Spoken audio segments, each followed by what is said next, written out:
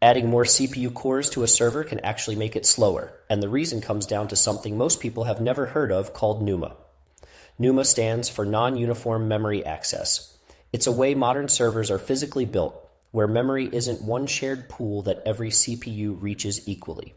Instead, memory is divided into banks, and each bank lives physically closer to one CPU than another.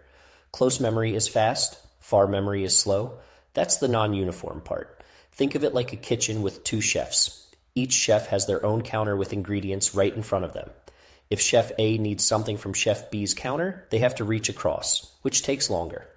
Same kitchen, same ingredients, but location changes the speed. This matters the moment you start running multi-socket servers, machines with more than one physical CPU package.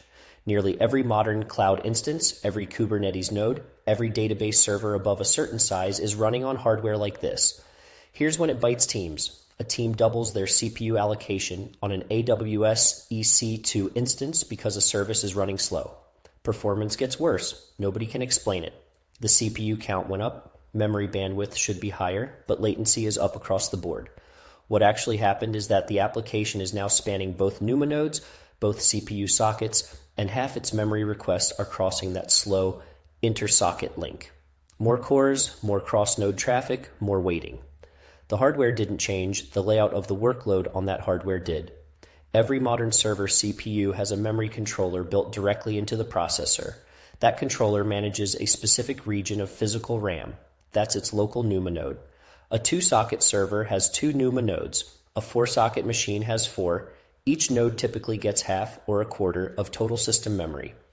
When a process runs on a CPU core and needs to read memory, the hardware checks, is this address in my local NUMA node?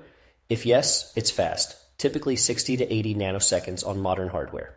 If the address belongs to a remote NUMA node, the request has to travel across something called the interconnect.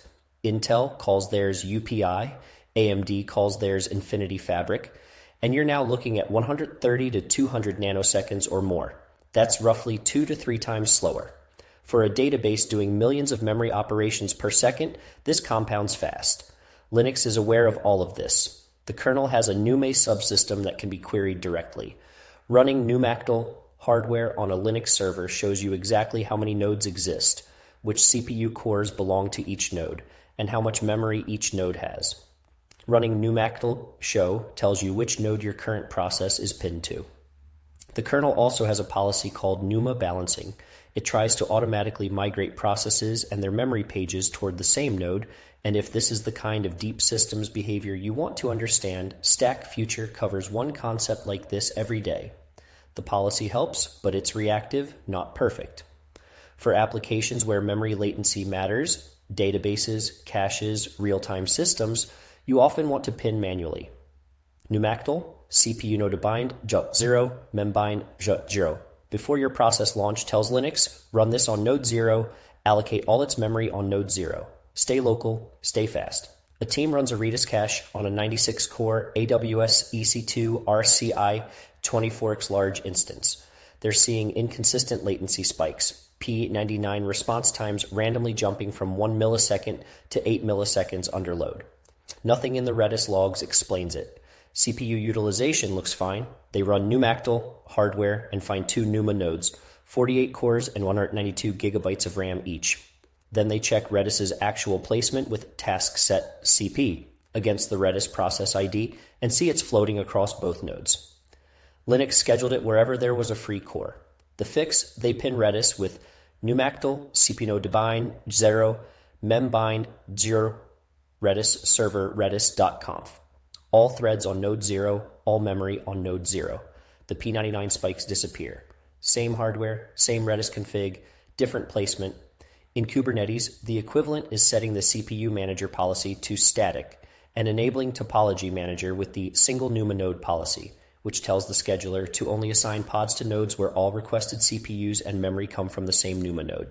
More cores doesn't mean more performance if those cores are spread across NUMA nodes and fighting over remote memory. The speed of your server isn't just about how many resources you have, it's about how close together those resources are when your code actually runs. If this clicked, the natural next step is understanding CPU cache topology, L1, L2, L3, which sits one level below NUMA, and has the same core idea. Location determines speed. If this video saved you a debugging session, the like button's right there.